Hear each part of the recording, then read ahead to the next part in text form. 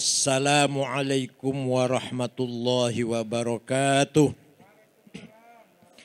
Bismillah, alhamdulillah, wassalatu wassalamu ala sayyidina wa maulana Muhammad Rasulillah wa ala alihi wa sahbihi wa man tabi'a sunnatahu wa jama'atah min yaumina hadha ila yaumin nahdah. Ashabul fadilah, hadratil mustasyarin, hadratil asyuriyah, ashabul ma'ahid, ashabatul rukis sufiyah, sadatul habaib, ahli bait tahirin, wal ulama, wal asatidh, wal masyayikh, rekan-rekan pengurus PWNU DKI yang baru dilantik, yang berbahagia, wabil khusus Kiai Haji Muhyiddin Ishaq, Dr. Samsul Ma'arif. Ini yang saya kenal saja disebut ya, yang saya kenal saja ini. Dr. Lulung, itu saya kenal tuh. Pak Taufik, nah ini saya kenal betul nih. Pak Muhammad Taufik, pagi ini seperti kiai betul pakaiannya lah.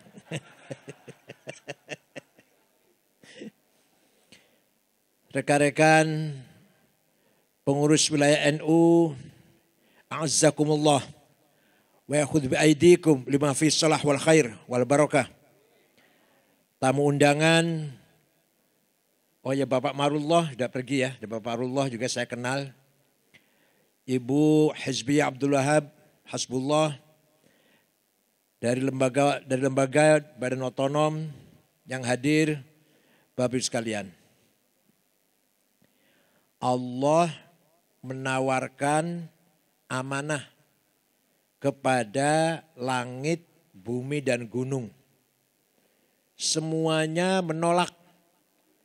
Bukan apa-apa karena takut, khawatir, worry kalau tidak sanggup menjalankan amanat tersebut. Sahibul Ma'ad Al-Hamid, Kiai Luqman bin Hamid, bin Abdul Hamid. Azzakumullah. Amanat yang ditolak oleh langit, bumi, gunung, diterima oleh manusia. Kita ini menerima dulu amanat itu. Padahal manusia itu berpotensi sangat kurang ajar, bukan hanya kurang ajar, sangat kurang ajar dan sangat tolol. Inna aradnal amanata 'alas samawati wal ardi wal jibali fa abaina ay yahmilnaha wa ashfaqna minha wa hamalahal insan innahu kana zaluman jahula. Senior kita semua Pak Haji Fauzan SHN, senior kita semuanya yang paling sepuh barangkali ya. Pak Saiful Mujab juga saya kenal betul. Saya tawarkan amanat kepada langit, bumi dan gunung, mereka semua menolak karena takut tidak mampu menjalankan amanat tersebut. Wahamalal insan, manusia menerima. Padahal manusia itu innahu kana zolum, bukannya zolim, zolum. Sangat kurang ajar banget. Sangat kurang ajar sepole lah. Jahul, sangat tolol, dungu dan bodoh. Bukan hanya jahil, jahul. Bukan hanya zalim, zolum. Nah, pertanyaannya sekarang, amanah apakah itu yang sampai langit, bumi, gunung ngeri menerimanya itu? Amanah ada dua. Satu, amanah ilahiyah, samawiyah, muqaddasah. Amanat yang bersifat langit, bersifat ilahi dan suci, sakral. Yaitu agama. Agama ada dua isinya. Akidah dan syariah. Bagi kita Nahdlatul Ulama, membicarakan akidah dan syariah sudah selesai. Tinggal mengamalkan sajalah. Sudah selesai bahasannya sudah. Akidah kita Asy'ari sifat 20 yang wajib, yang mustahil 20, yang jaiz 1. Bagi Rasul yang wajib 4, yang mustahil 4, yang jaiz 1, 50. Sudah selesai. Apal semua kan? Apal semua kan? Alhamdulillah. Fallahu mawjudun qadimun baqi mukhalifun lil khalqi bil itlaqi faqudratun iradatun sab'un basar. Masa enggak hafal itu anak kecil? Masalah syariah kita ikut Imam Syafi'i sudah selesai. Udah tinggal ngamalkan aja udah. Udah taklid sudah. Kita ini taklid pada Imam Syafi'i. Udah tinggal ngamalkan saja. Nah, yang kedua, amanah yang bersifat ijtihadiyah, waqi'iyah, insaniyah. Amanah yang bersifat profan, bersifat istihadi, menuntut kita agar cerdas dan kreatif, yang bersifat kehidupan sehari-hari. Ini yang kedua. Nah, yang amanat yang kedua inilah yang sampai sekarang dan sampai hari kiamat kita belum sempurna, jauh dari yang kita harapkan oleh Allah. Yang diharapkan oleh Allah, jauh sekali aman diharapkan itu. Aman apa itu? Amanatul ilmi wa thaqafah, amanatul adab wal hadarah, amanatul insaniyah. Amanah ilmu pengetahuan, amanah pendidikan, amanah peradaban, amanah kebudayaan, amanah kemanusiaan. Nah, melalui NU inilah kita mengabdi kepada Allah dalam rangka menjalankan amanah yang nomor 2 ini. Supaya kita mutaqaf, mutahaddir, muta'allim, muta'addib. Paham betul? Paham tidak? Melalui NU ini kita ini bukan masalah akidah syariah saja, bukan. Tapi melalui NU kita bergerak, kita aktif, kita berupaya, berikhtiar, berjuang. Apa? Membangun peradaban, membangun kebudayaan, membangun kemajuan-kemajuan, ilmu pengetahuan, pendidikan, kesehatan, ekonomi, kemasyarakatan, puncaknya kemanusiaan. Ini yang sulit dan berat dan tidak akan selesai. Dan ini pula yang langit, bumi, gunung nggak sanggup ya ini. Amal yang kedua ini yang nggak sanggup. Kita pun ngomongnya aja sanggup. Di BA juga sanggup. Tapi nanti pada prakteknya wallahu alam. Nah ini. Contoh ini. Pendidikan. Sekarang pendidikan kita di pesantren masih belum dianggap mainstream. Masih belum dianggap pendidikan mainstream. Pendidikan marginal, kaum pinggiran pesantren nih. Makanya pesantrennya buru-buru cepat-cepat mengejar ketinggalan. Buka SMK, buka sekolah tinggi, maksudnya supaya jangan ketinggalan. Sebenarnya tidak usah begitu sebenarnya. Tapi ya karena kalau nggak gitu nggak laku nanti. Pendidikan pesantren yang sudah jelas pesantren berhasil mencetak kader pejuang-pejuang kemerdekaan. Siapa itu di Ponorogo? Pangeran Ponorogo. Namanya Pangeran Abdul Hamid. Putra Hamengkubuwono II. Santrinya Kiai Hasan Besari. Mana? Mana? Ponorogo ya. Jetis Ponorogo. Siapa itu Kiai Hajar Dewantara? Santri itu. Dan yang lain-lain, pahlawan-pahlawan yang lain. Santri. Alumni pesantren itu sebenarnya. Ketika merdeka ada 20 batalion, komandan batalion dari kiai dari pesantren. Pesantren yang sudah jelas mengambil sikap non-cooperation. Lari dari perkotaan meninggalkan pusat-pusat pemerintahan Belanda. Lari ke kampung-kampung, ke dusun-dusun demi menjaga sikap, menjaga prinsip, memelihara prinsip anti penjajah. Anti agamanya, anti budayanya, anti perilakunya, anti wataknya, dan segalanya lah. Dalam rangka menjaga eksistensi kepribadian. Supaya tidak luntur, lari meninggalkan perkotaan. Itu namanya orang punya prinsip namanya. Itu para pesantren, para kiai pesantren itu. Nah, ketika Belanda tahun 1902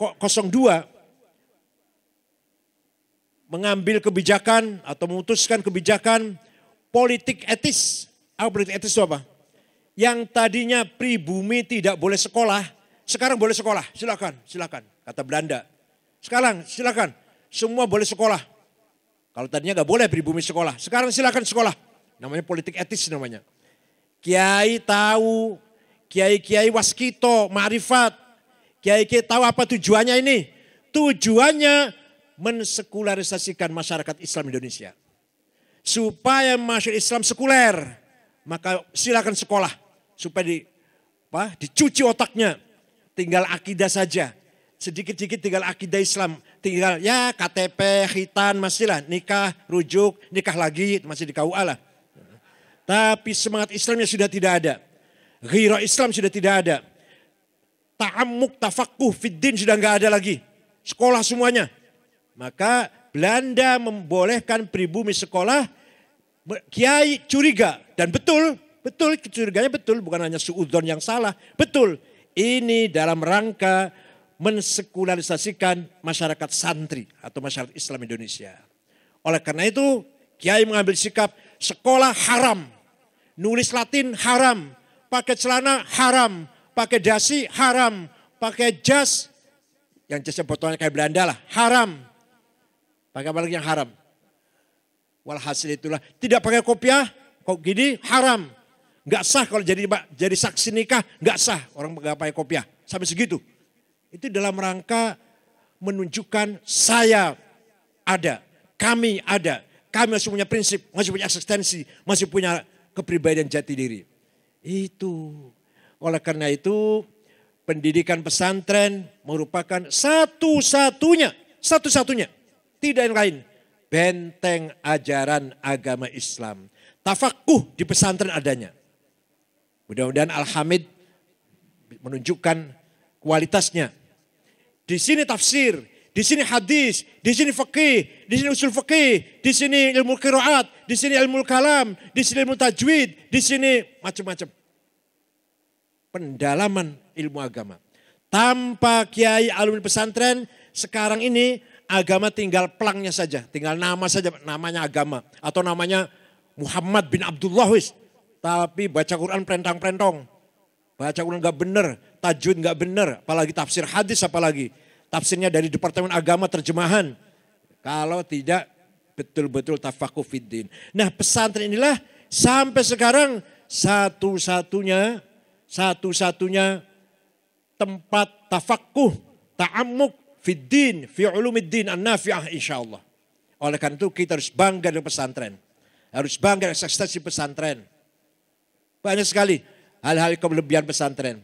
Di sini ada tafaqquh fiddin. Di pesantren ada ukhuwah satu sama lain yang sangat kental, persaudaraan, kesederhanaan. Tidak ada santri tawuran. Ada nggak santri tawuran? Kalau bertengkar dikit sih ada, bertengkar dikit. Tapi kalau tawuran nggak ada. Kita lihat sekolah, hampir tiap minggu kita lihat sekolah muridnya tawuran. Pesantren tidak ada santri tawuran. Itulah salah satu beberapa kelebihan pesantren. Ini amanah dalam pundak kita semuanya. Yang kedua, bicara pendidikan panjang kalau saya berbicara pendidikan. Di pesantren ada ta'lim, ada ta'dib, ada tadris, ada tarbiyah. Panjang itu kalau bicara itu. Itu filosofinya pendidikan itu. Yang kedua, amanatul iqtisad, ekonomi. Nah, kalau bicara ekonomi ini kita paling ketinggalan. Ada beberapa teman kita ya punya pom bensin 2 tak, bensin eceran, punya properti ukuran 36, punya usaha apalah, usaha kelontong. Ya enggak apa-apa, tapi itulah kenyataannya. Mulai sekarang cara berpikir menghadapi harta atau dunia harus ada perubahan. Barangkali kita di antara kita dulu menerima pelajaran dari orang tua kita, jangan cari kekayaan, jangan jadi orang kaya. Ad-dunya ra'su kulli khati'ah. Dunia itu pangkalnya kesalahan. Ad-dunya jifah. Dunia itu bangkai. Itu nasihat orang tua dulu. Saya juga sama aja, orang tua saya nasihati gitu. Jangan mencari dunia, jangan mencari kekayaan hidup ini sederhana saja. Harus menerima, harus qanaah. Enggak boleh kita mati-matian cari harta. Ini harus kita robah. Begini, Manusia itu punya hawa nafsu. 2, saya harus jadi ketua umum PBNU. Itu namanya hawa nafsu, ghadabiyah. Saya harus jadi ketua NU. Saya harus jadi ketua DPR, saya harus jadi presiden, saya harus jadi bupati, wali kota, harus jadi komandan, harus jadi imam, harus jadi pemimpin. Itu datangnya dari nafsu ghadabiyah. Tapi kalau niatnya itu baik, dengan cara baik, tujuannya baik, maka namanya bukan ghadabiyah, namanya himmah. Apa namanya? Silahkan, harus jadi pemimpin. Yang ada di sini nih harus jadi pemimpin nih. RT, RW, lurah, apalagi gubernur, ya silahkan, apa saja. Pokoknya harus jadi pemimpin. Niatnya yang baik, caranya yang baik, tujuan yang baik, maka namanya bukan nafsu ghadabiyah, namanya apa? Himmah. Nabi Muhammad himmahnya besar. Muhammadun qaimun lillahi dhu himami. Muhammadun tayyibul akhlaqi wasyiyami. Muhammadun thabitul mithaqi hafidhuhu. Muhammadun sadiqul aqwali wal kalimi. Muhammad orang himanya besar. Gak ada potongannya Nabi Muhammad kayak sampean yang lempem itu, gak ada itu. Gak ada itu. Orangnya progresif, aktif, optimis, pantang mundur. Saya harus menang. Itu Nabi Muhammad sebutnya gitu. Saya harus berhasil. 314 tentara melawan 1000 perang Badar. Harus menang. Itu kalau nggak himanya besar nggak bisa itu. Paham tidak? Paham tidak? Kalau himanya nggak besar nggak bisa. Kalau himanya nggak besar, segini warganya sampai katanya 91 juta kalahan. Itu himanya nggak besar jelas itu. NU katanya warganya berapa? 91,4 juta. Tapi kalahan ya, itu himanya gak besar namanya itu. Kanjeng Nabi Rasulullah 314 perang Badar melawan 1000 menang. Itu karena Nabi Muhammad punya himmah besar. Abu Bakar, Umar, Utsman, Ali himmahnya besar.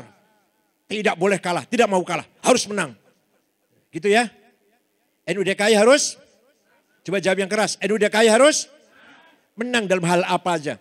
Yang penting niatnya baik, caranya baik, tujuannya baik. Namanya apa? Himmah.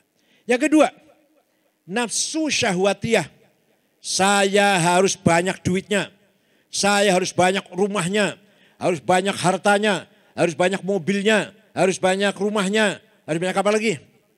Aduh, cerdas sekali waktu ini. Saya harus jadi konglomerat. Saya harus jadi orang kaya raya. Kalau niatnya baik, caranya benar, tujuannya baik, namanya bukan nafsu syahwatiyah, namanya apa? Azimah, apa namanya? Yang keras, apa namanya? NUDK harus kaya. Harus apa? Pengurus NUDK harus kaya. Masa biaya kantor aja gak mampu misalkan tujuan, ini contohnya ini. Masa beli mobil yang bagus gak bisa? Masa melebarkan kantor di tanah yang kosong di belakangnya itu sebelah gak bisa? Masa masih muter-muter bawa proposal terus kemana-mana kalau akan ada apa-apa? Harus mandiri. Kenapa? Karena kita jadi orang kaya. Jadi kaya itu wajib. Ya Allah. Terserah monggo, jangan monggo pikir. Nanti malam dipikir omongan saya ini. Kaya itu wajib. Kenapa? Malayatimmu bihi, malayatimillah bihi fahuwa, malayatimul wajibillah bihi fahuwa. Sesuatu yang wajib yang harus bisa dilaksanakan dengan sesuatu itu, maka sesuatu itu menjadi wajib. Malayatimul wajibillah bihi fahuwa wajib. Sholat tidak sah kalau enggak wudhu, maka wudhunya wajib. Sholatnya wajib. Tapi enggak sah kalau enggak wudhu, maka wudhunya wajib. Enggak sah kalau enggak pakai kalau pakaiannya kelihatan auratnya, maka harus pakai sarung atau pakai celana tutupi aurat, maka harus punya sarung. Walhasil itulah. Kaya itu wajib. Kalau NU mau berjuang, kaya itu wajib. Jangan dikira sahabat itu miskin. Yang namanya sahabat Utsman bin Affan, suatu ketika dagangannya datang dari Syam. Dibawa oleh 700 onta. Kalau kita sudah sekolah diesel lah. Atau kayak carry bag itu loh. Suzuki carry bag itu. Loh, bahan makan. Sampai ke Madinah. Ditunggu oleh orang-orang Yahudi. Para tengkulak-tengkulak. Akan diborong. Mau dikasih untung 3 kali lipat. Apa kata Sayyidina Utsman? Tidak saya jual. Ini semua akan saya sodakohkan untuk fakir miskin di Madinah. Kaya enggak orang itu? Sayyidina Utsman sodakoh 7 bahan makan yang diangkut oleh 700 onta. Kaya enggak itu? Kalau cuma 1 onta kan cuma 2 karung paling. Atau 4 karung lah paling. Jadi 700 onta disedekahkan semua. Sahabat Sa'ad bin Abi Waqqas. Kebunnya luas, ternaknya banyak, uangnya banyak lah kalau zaman sekarang uangnya banyak. Suatu ketika ngomong sama Nabi Muhammad, sama Kanjeng Nabi, saya akan sodakohkan semua harta ini untuk perjuangan Islam. Apa kata Nabi? Jangan. Sepertiga saja Sa'ad, karena sepertiga hartamu itu banyak.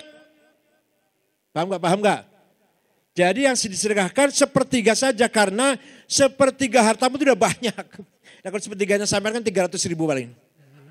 Kalau sepertiganya Aguan kan berapa itu? Atau sepertiganya Sinarmas berapa kan? Jadi kata Nabi, Sa'ad kamu sodakohkan sepertiga saja. Karena sepertiga itu udah banyak dari kamu itu. Yang lainnya untuk ahli waris, untuk anak-anak, untuk ahli waris nanti kalau kamu meninggal dunia itu punya hak waris semuanya. Jangan semua, jangan. Nah kalau kita sepertiga kita paling berapa kalau sepertiga kita? 300.000 paling sepertiga kita. No, Said bin Abi Waqqas itu kaya raya. Syekh Abdul Qadir Al-Jailani kaya. Al-Baghdadi, Ibn Saleh, Ibn Dus, Al-Jailani, Al-Baghdadi kaya. Beliau orang Baghdad Irak. Beli tanah di Mesir. Bayari tanah, beli tanah di Mesir. 10 hektar. Diwakafkan untuk orang fakir miskin di daerahnya. Daerah Fustot namanya. Daerah Fustot itu di situ ada kuburannya Imam Syafi'i. Ada Imam Waqi', ada Imam Zakaria Al-Ansori di situ kuburannya. Itu di situ masyarakatnya miskin. Syekh Abdul Qadir Jailani dari Baghdad beli tanah di Mesir. Disedekahkan untuk perumahannya masyarakat miskin. Sampai sekarang Pak masih ada rusun itu masih ada di sana. Ya apartemen sederhana itu tanahnya hadhil arad hadhil buq'ah auqaf Syekh Abdul Qadir Al-Jailani. Masih ada tulisannya itu. Ini wilayah ini atau daerah ini wakafnya Syekh Abdul Qadir Al-Jailani. Jadi Syekh Abdul Qadir Al-Jailani itu waliullah, kaya, dermawan. Sampean potongannya wali bukan, miskin, pelit. Sudah, pas sudah pol pun sempurna itu udah.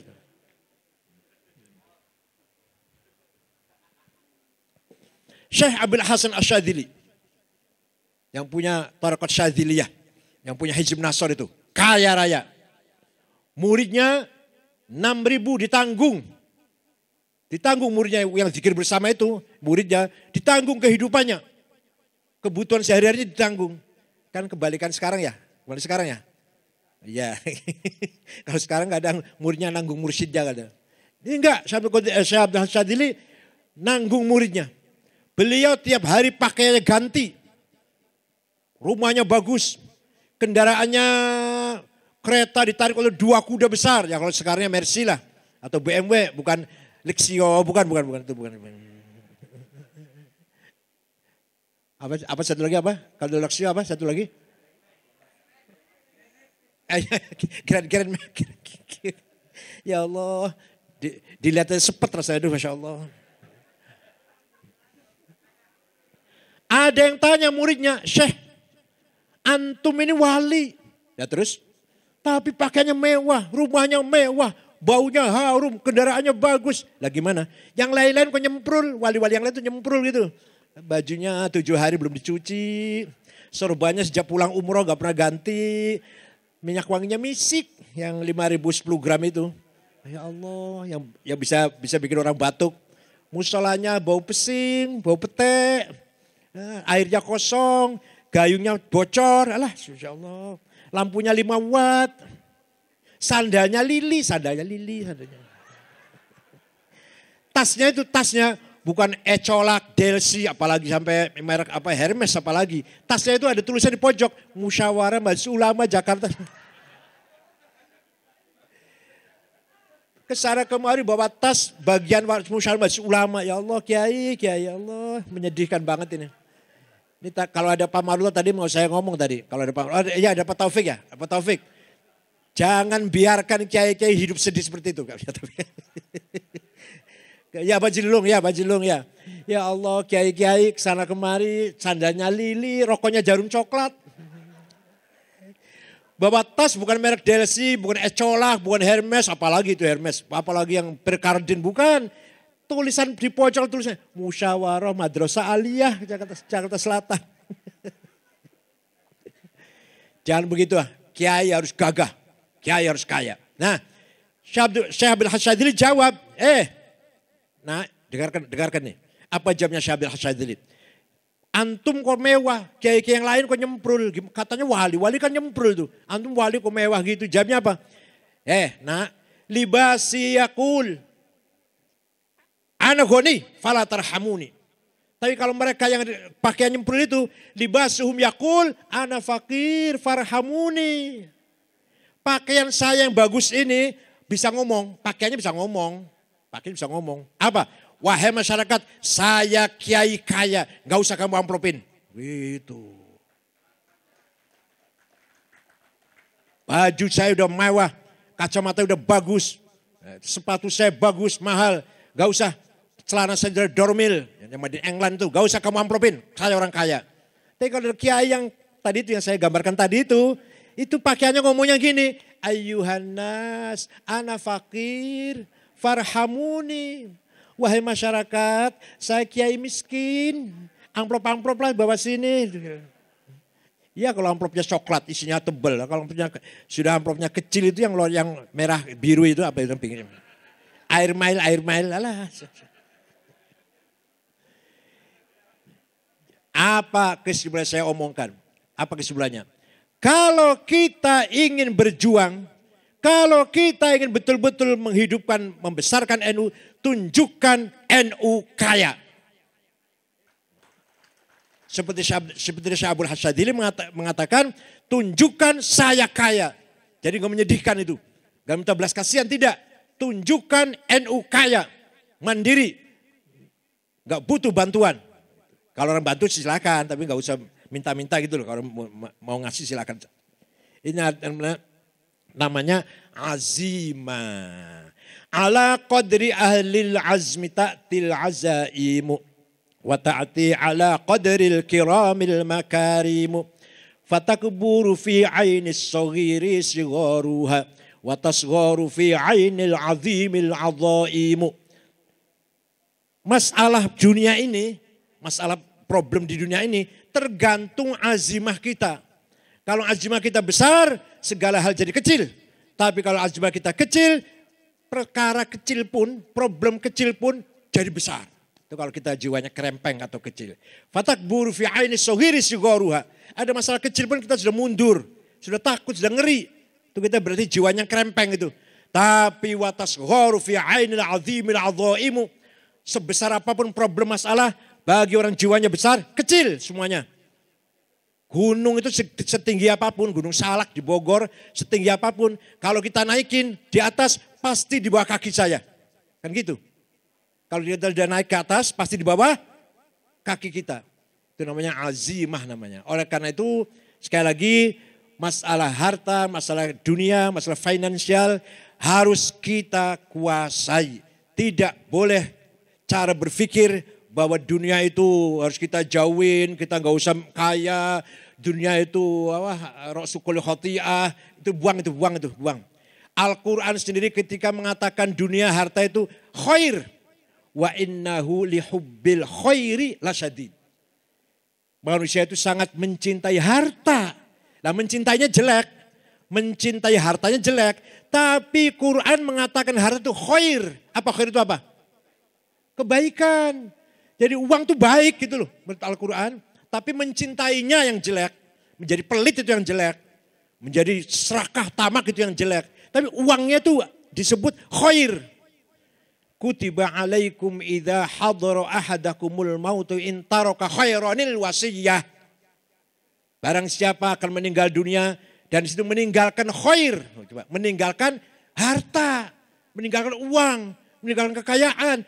Khair. Quran mengatakannya. Maka harus ada dibagi waris faraid begini. Tapi yang penting di sini saya ambil ayat ini bukan masalah warisnya, bukan. Quran menganggap dunia harta ini khair. Kenapa kita menganggap jelek? Kenapa kita menganggap ra'su kulli khati'ah? Kenapa kita menganggap jifah? Quran sendiri menganggap harta itu adalah khair. Wa innahu lihubbil khair. Wa anfiqu khairan li anfusikum. Fattaqullaha mastata'tum wasma'u wa anfiqu khairan li anfusikum. Ya Allah. Takwalah kepada Allah, taatlah kepada perintah Allah dan infaklah dengan khair, dengan harta yang kamu miliki. Khair, harta itu khair. Harta itu apa? Yang keras, harta itu apa? Jadi cara berpikir bahwa dunia itu jelek, uang itu bangkai, ambil sana. Saya nggak mau bangkai lah. Mulai sekarang kita harus berpikir dengan azimah, dengan himmah. NU harus pandai, cerdas, siap untuk melakukan apa saja. Dan NU harus kaya, siap untuk melaksanakan apa saja. Itu namanya himmah dan azimah. Kalau sudah himmah dan azimah, nanti nafsunya ganti namanya. Apa namanya? Mutmainnah. Apa namanya? Sudah kaya, sudah berilmu, beramal soleh, berakhlak, bertakwa, amalnya baik, perilakunya baik, hidupnya mapan dan cukup, zakat, sedekah, wakaf, hibah dan infak, nazar dan sebagainya. Mutmainnah. Paham tidak? Uang banyak, rumah bagus, mobil mewah, istri cantik. Ya Allah. Tenang enggak? Tenang tidak? Sholat, puasa Ramadan, syukur-syukur sunnah juga, baca Quran, amalnya baik, akhlaknya baik, mulia, mutmainnah. Ya kalau sholatnya rajin tapi untuk makan besok aja nggak ada, bagaimana mutmainnah? Ya enggak, betul enggak? Sholat rajin, baca Quran rajin, istighfar rajin, tapi mikirin besok makan apa aja sudah nggak ketemu. Besok makan apa, biayain sekolah anak dari mana, bagaimana hidup selanjutnya. Gak mutmainnah dong. Atau sebaliknya, kaya raya tapi gak sholat, gak beribadah, gak bertakwa, juga tidak mutmainnah. Tapi model panjenengan ini, model kita ini, kalau diberi kekayaan, insya Allah akan tasarrufnya ke jalan yang baik. Insya Allah kita tidak akan melupakan perintah-perintah Allah, bahkan akan menambahkan ketakwaan kita kepada Allah. Dengan kekayaan itu kita berjuang. Dengan kekayaan itu kita bisa menambah ibadah istiqomah kepada Allah. Yang terakhir, 3 saja deh. Yang terakhir, kesehatan. Tadi pendidikan, ekonomi, kesehatan. Nah di masa pandemi ini kita semua terpanggil untuk bareng-bareng bersama-sama. Pemerintahnya, TNI Polri-nya, NU-nya, semua. Mari kita bersama-sama gotong royong. Wa ta'awanu 'alal birri wat taqwa. Bergotong royong menghadapi corona. Alal birri itu sekarang maknanya menghadapi corona. Ayo, bagaimana kita bisa menunjukkan kepada dunia Indonesia sukses berhasil mengatasi pandemi corona ini. Tunjukkan. Di sini pentingnya ukhuwah insaniyah. Coba. Kiai Hasyim Asy'ari mendirikan NU tujuan untuk membangun ukhuwah Islamiyah, ukhuwah watoniyah, ukhuwah insaniyah. Menghadapi pandemi ini, di sini pentingnya ukhuwah insaniyah. Persaudaraan sama umat manusia, gak pandang bulu agamanya apa, suku apa, etnik apa, kelas apa, ras apa, warna kulit bahasanya apa, budayanya bagaimana. Mari kita bergandengan tangan dalam rangka membangun ta'awun al-birri, memperkuat kerjasama saling solidaritas menghadapi penyakit corona ini. Ini peringatan dari Allah bagaimana kita agar mempraktekkan, merealisasikan ukhuwah insya. Ya Allah, Luar biasa Mbak Hashim Asy'ari itu. Luar biasa Pak, luar biasa. Tahun itu loh, tahun 20-an ya, tahun belasan malah. NU dibangun untuk mendirikan, untuk memperkuat, mewujudkan ukhuwah Islamiyah. Umat Islam yang akur, umat Islam yang solid. Satu Tuhannya, satu nabinya, satu kitab sucinya, ayo yang satu, bersatu. Jangan saling caci maki. Yang kedua, ukhuwah watoniyah, persaudaraan sebangsa setanah air, lintas agama, lintas suku. Yang ketiga, ukhuwah insaniyah, persaudaraan sama umat manusia. Ya Allah, Kiai Hasyim Asy'ari bukan doktor, bukan profesor, bukan keluaran Harvard, bukan keluaran Sorbonne, bukan keluaran Oxford, bukan. Tapi punya visi yang sangat jauh. Ternyata sekarang inilah kita buktikan. Ya sejak dulu juga butuh, tapi lebih-lebih sekarang bisa dibuktikan betapa pentingnya ukhuwah insaniyah. Jam kayak gini masih caci maki. Jam kayak gini masih membuli, saling membuli. Jam seperti ini masih omongan kotor keluar dari mulutnya. Ya Allah, mulut itu halus kayak Muhyiddin. Kalau orang Jawa cangkem. Itu kasar sekali itu. Omongan masih keluar dari cangkemnya yang kotor itu. Ya Allah. Wala tasubbul ladzina yad'una min dunillahi fayasubbullaha adwan bighairi ilm. Kadzalika zayyana likulli ummatin amalahum. Al-Quran ini. Allah ini firman Allah ini. Wala tasubbul ladzina yad'una min dunillah. Kamu jangan mencaci maki orang yang tidak menyembah Allah. Ya Allah, kurang terang apa itu? Kurang jelas apa itu Quran coba? Kamu jangan mencaci maki orang-orang yang tidak menyembah Allah.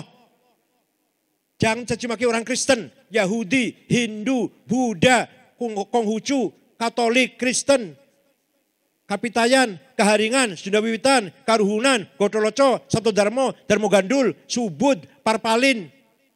Apalagi? Jangan mencaci maki agama lain. Jangan mencaci maki Tuhan lain. Allah melarang. Quran ini jelas sekali Pak.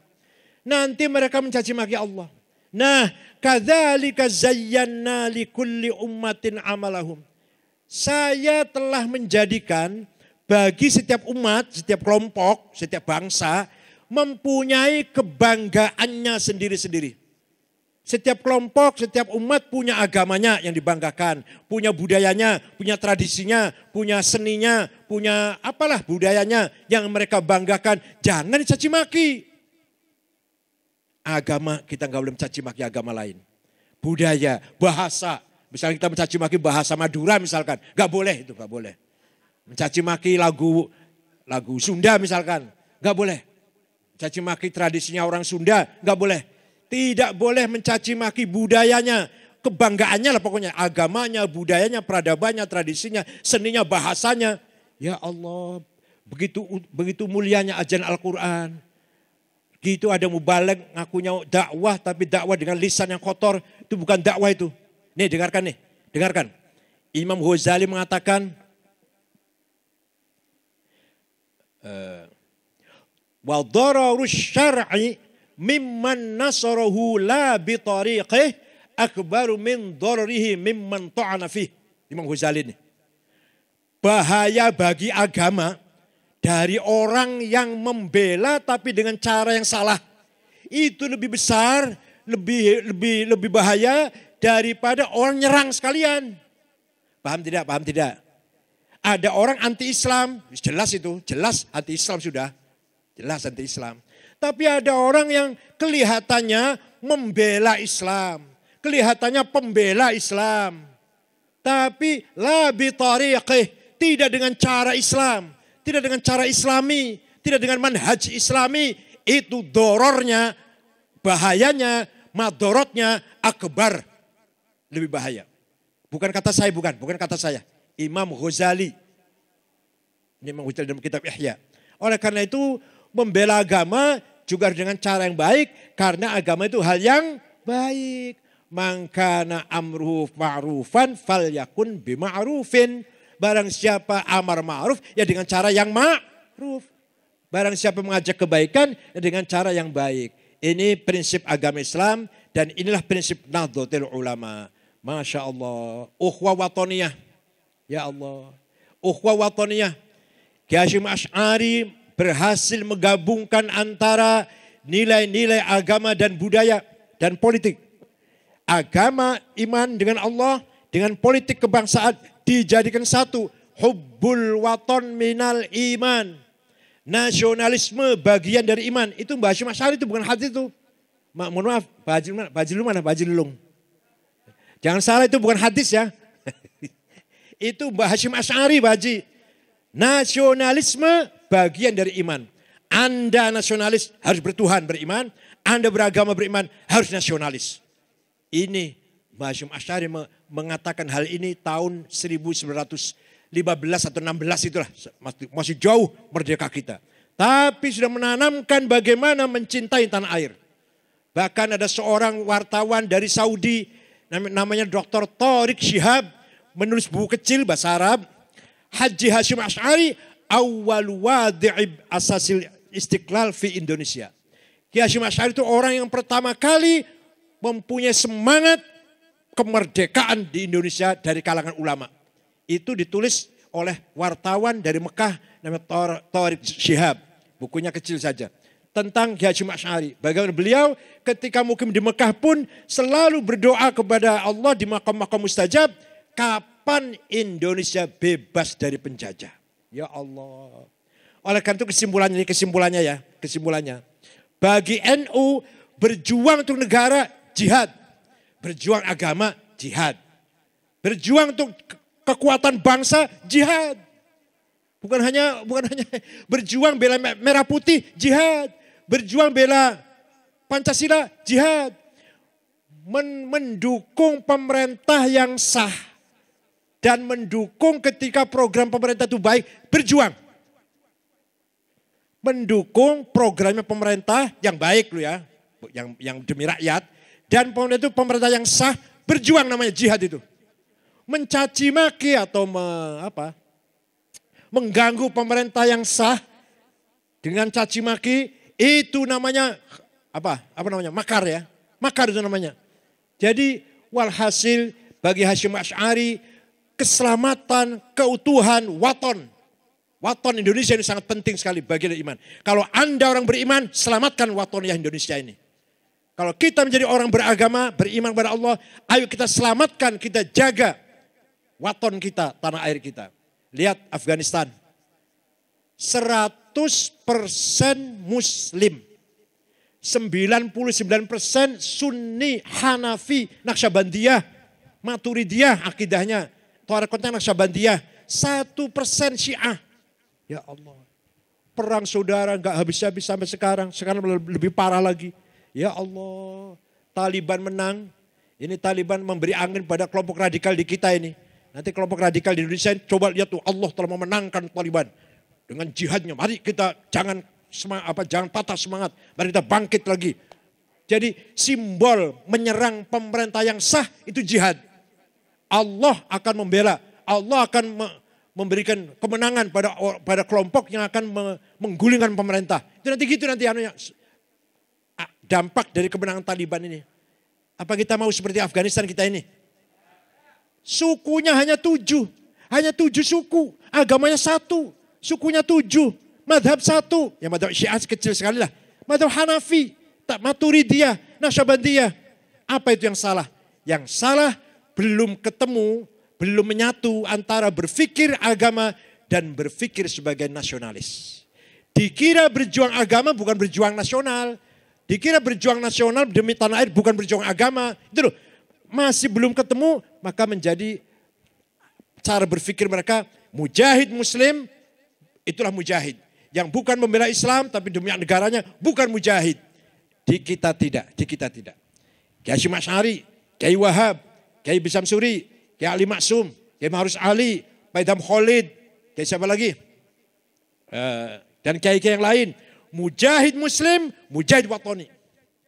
Mujahid Islam dan mujahid watoniyah. Pejuang agama dan pejuang negara. Di Timur Tengah tidak. Di Timur Tengah Said Qutb, Ashmawi, Syekh Muhandis, Hasan Hudaybi, Umar Tilimsani, dan lain-lain. mujahid Islam, bukan nasionalis. Yang nasionalis Saddam Hussein, Hafid Assad, Muammar Gaddafi, Jamal Nasir, Ja'far Numeri, Habibur Ghaibah, Muammar Gaddafi. Nasionalis bukan pejuang Islam. Ya mereka beragama Islam sih, tapi harokahnya bukan harokah Islaminya. Sosialis sekuler, Ba'ath, partainya Ba'ath. Di kita tidak.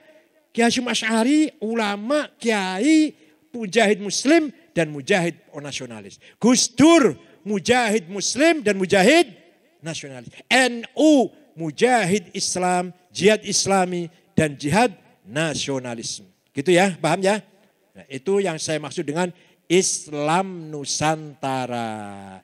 Islam yang menggabungkan antara nilai-nilai ilahi, nilai-nilai Tuhan yang suci dengan hal-hal yang bersifat profan, ijtihadiyah, menggabungkan antara amanah ilahiyah dan amanah waqi'iyah ardiyah, itulah Islam Nusantara. Mari kita bangkit semangat kita, membela Islam berarti membela negara Indonesia berarti membela agama Islam.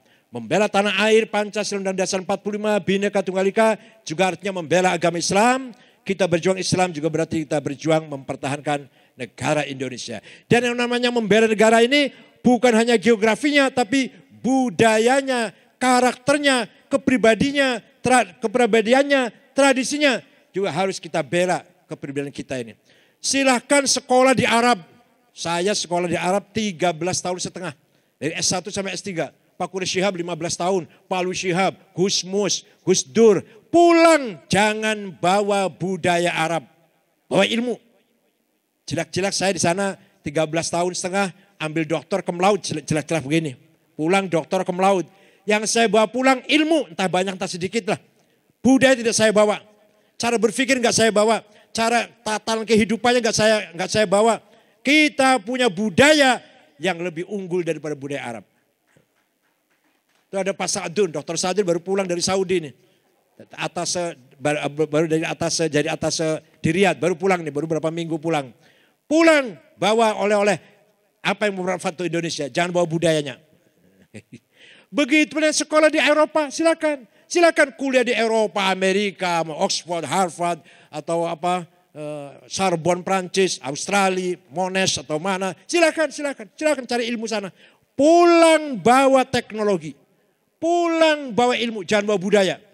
Mentang-mentang keluaran barat pulang ke sana kemari bawa whisky, ke sana kemari bawa pacar, ciuman di alun-alun pinggir jalan karena keluaran dari barat itu.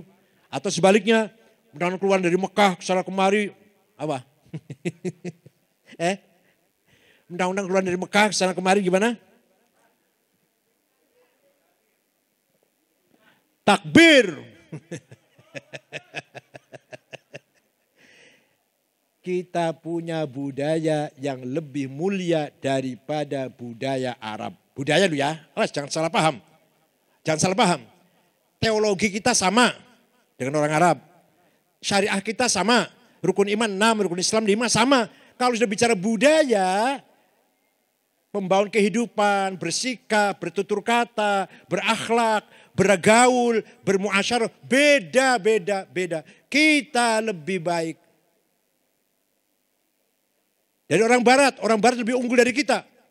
Orang barat lebih unggul ilmunya, teknologinya, Amerika. Tapi budayanya kita lebih unggul dari mereka. Kita masih punya tata krama, masih punya hormat orang tua, hormat senior. Di sana sudah nggak ada hormat orang tua. Istri hormat suami, di sana sudah nggak ada istri hormat suami. Makanya kalau ada istri kita nggak hormat dengan suami itu udah budaya barat itu. Oleh karena itu sekali lagi kita yakin Nahdlatul Ulama jalan tengah yang bisa memberikan jalan keluar untuk kesulitan problem kehidupan bangsa Indonesia. Insya Allah asal kita betul-betul bangkit, betul-betul tulus dan betul-betul optimis percaya diri. Insya Allah walaupun gak sekarang berhasil 10 tahun yang akan datang, 20 tahun yang akan datang, insya Allah NU akan menang di Indonesia ini. Insya Allah. Syukran, selamat kepada pengurus PWNU DKI yang baru saja dilantik. Barakallahu lakum jami'an wa yakhudh bi'aidikum lima fihi salah wal khair wal barakah wal manfa'ah wal maslahah fid dunya wal akhirah wa dumtum fil khair barakati wan najah wallahul muwaffiq ila aqwamit thoriq. Wassalamu alaikum warahmatullahi wabarakatuh.